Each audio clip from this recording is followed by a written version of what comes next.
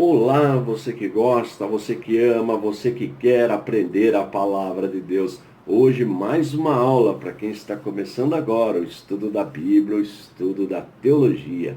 Matéria de hoje, História da Igreja. Para quem já tem o nosso material didático, os nossos módulos, esta matéria está no módulo 5. História Eclesiástica 2 ou História da Igreja 2, tá bom? As aulas anteriores estão disponíveis aí no meu canal. Só entrar aí, acessar o playlist História da Igreja 2, você vai encontrar as aulas anteriores.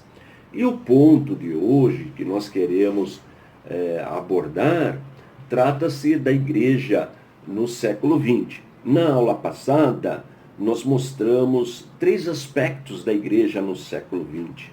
O aspecto bíblico, doutrinário.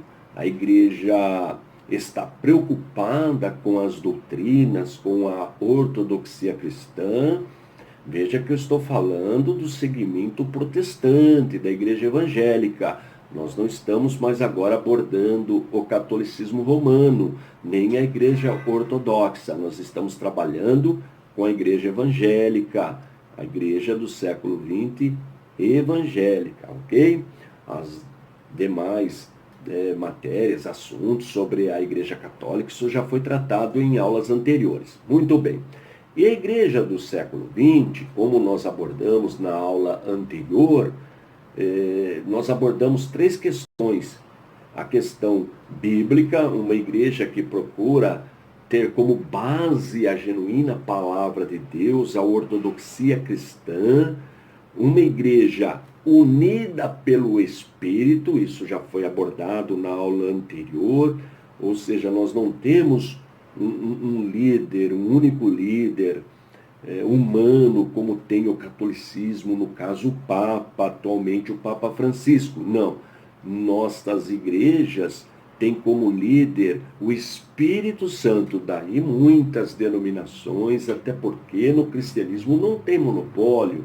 A igreja do 2 ou 3, onde estiverem 2 ou 3 reunidos em meu nome, eu estarei no meio deles. Foi isso que Jesus ensinou.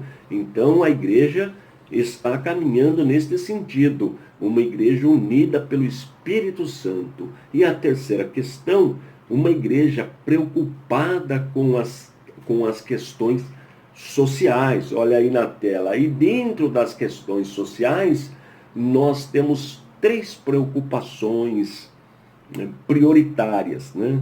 A questão das guerras, os problemas raciais e a justiça social. Então, a igreja está sempre lutando nesse sentido, trabalhando nesse sentido, orando nesse sentido, porque fica difícil, por exemplo, uma guerra entre países cristãos. Não tem sentido uma coisa dessa daí, entre países irmãos. Então a igreja tem trabalhado nesse sentido, para evitar esse tipo de questão de guerra. Não tem mais sentido no século XX isto acontecer entre os irmãos, entre os países cristãos.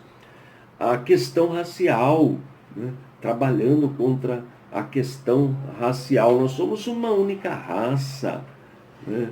Deus criou um único casal. Deste casal vieram as demais pessoas. Então, dentro dessa criação, nós somos 7 bilhões e meio de pessoas descendentes de uma única linhagem.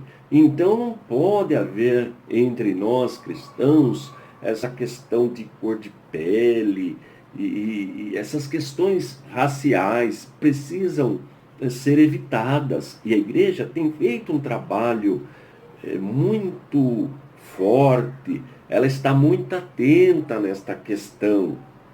E uma outra questão, a justiça social. Não tem sentido milhares e milhares de pessoas morrendo de fome.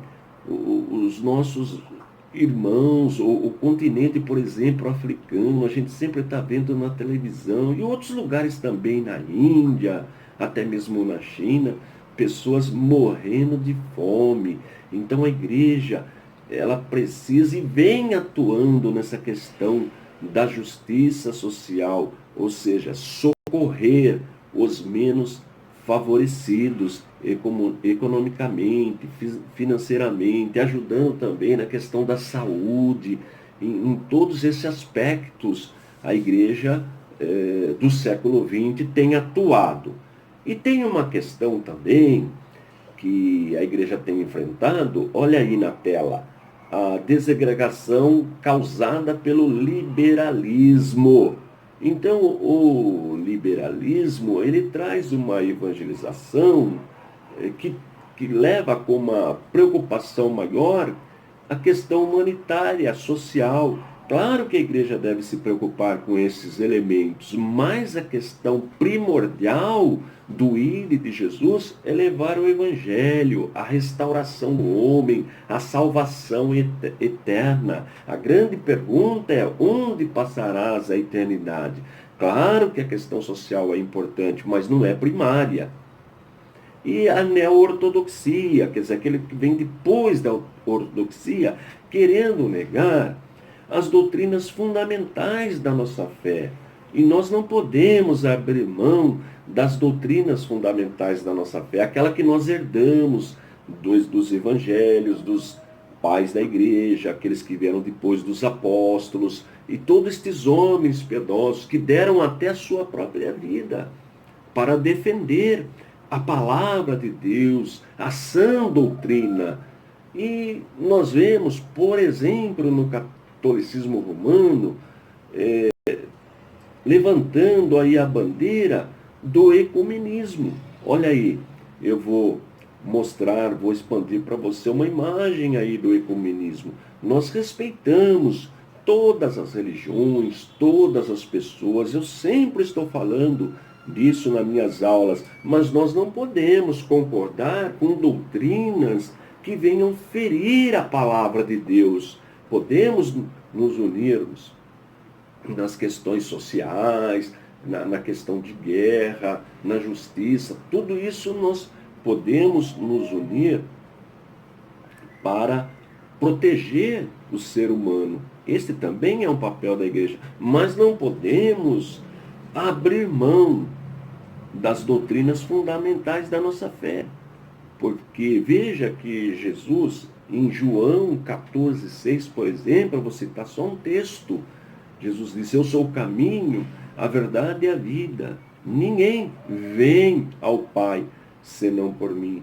Então nós não podemos admitir um outro caminho que não seja Jesus Cristo. Por quê? Porque foi Ele que deu a vida para nos salvar.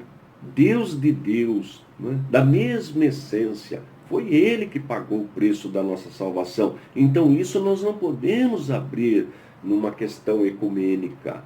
Como eu disse, podemos sim nos unirmos para questões sociais, na questão política, na questão de contra guerras, aí nós podemos ter uma unidade, mas nas questões doutrinárias, fundamentais da nossa fé, nós não podemos, em hipótese alguma, abrir mão da sã doutrina, da doutrina bíblica. Bom, na próxima aula nós vamos começar a estudar como a igreja protestante chegou no Brasil. Nós vamos começar lá do Brasil colônia, Brasil imperial, depois nós vamos para a República e a nova República.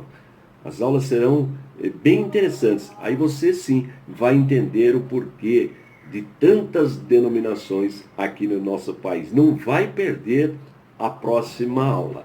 E se você quiser aprofundar mais ainda, acesse o nosso site www.icp.com.br. Lá tem muito material sobre a igreja católica, igreja protestante, ortodoxa, e também tem o nosso curso.